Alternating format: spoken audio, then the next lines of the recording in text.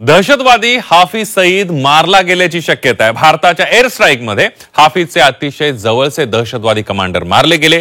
त्यांच्या अंत्यविधीला हाफिज उपस्थित नव्हता आणि त्यामुळे मारल्या गेलेल्या दहशतवाद्यांमध्ये हाफिजचा समावेश तर नाही आहे ना, अशी शंका व्यक्त केली जाते।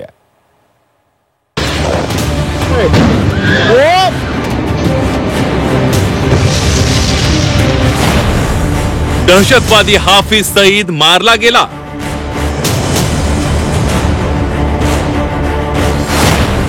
एअर स्ट्राईक पासून हाफिज गायब।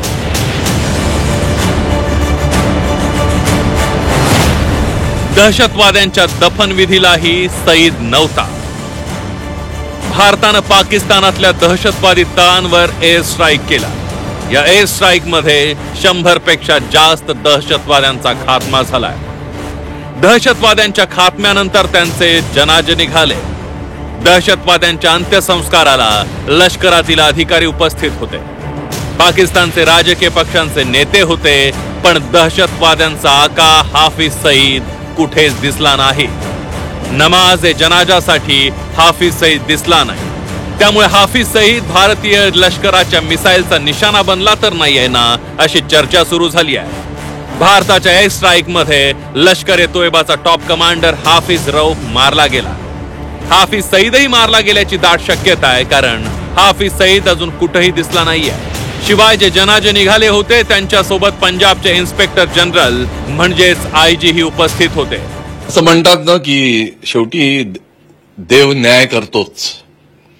ही न्यूज ऐकून मला असंच म्हणावं लागेल की शेवटी न्याय झाला। याची हिस्ट्री जर तुम्ही बघितली, बॅकवर्ड जर गेला तर तुमच्या लक्षात येईल तेव्हाच्या सरकारनी या माणसाला एक्सचेंज मध्ये कोणीतरी त्यांनी लोक यांचे पकडले होते, मिनिस्टरची मुलगी वगैरे वगैरे वगैरे, तेव्हा सरकारमध्ये असलेल्यांना त्याच्या एक्सचेंज मध्ये या माणसाला सोडलं होतं। त्यानंतर या आतंकवाद्यांनी जवळजवळ 35 ते 40 आतंकी हमले भारतावर केलेले आहे। पण अशा लोकांचा शेवट हा असाच असतो, हे या उदाहरणावरून लक्षात येईल। हाफिज सईद मारला गेल्यानंतर त्याच्या मृत्यूची बातमी जाहीर करण्यात आली नाहीये। कदाचित त्याच्या संघटनेत प्रमुख होण्यासाठी संघर्ष होण्याची शक्यता असावी, त्यामुळे हाफिजच्या मृत्यूबाबत जाहीर वाच्यता केली नसल्याचं सांगण्यात येत आहे। हा त्यांचा नेता हाफिज सईद मेला की नाही किंवा मारला गेला की नाही हे ते बाहेर येऊ देणार नाही। असं असतं, अशा संघटनांचे जे नेते असतात ते वन मॅन शो सारखं असतं।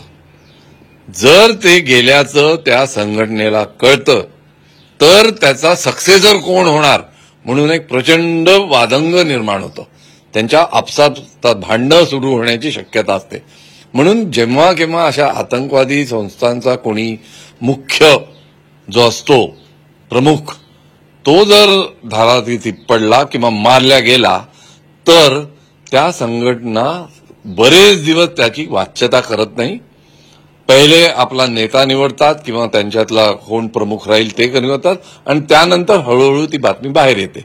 तर हे खरं आहे की खोटं हे कळायला आपल्याला नक्कीच वेळ लागेल।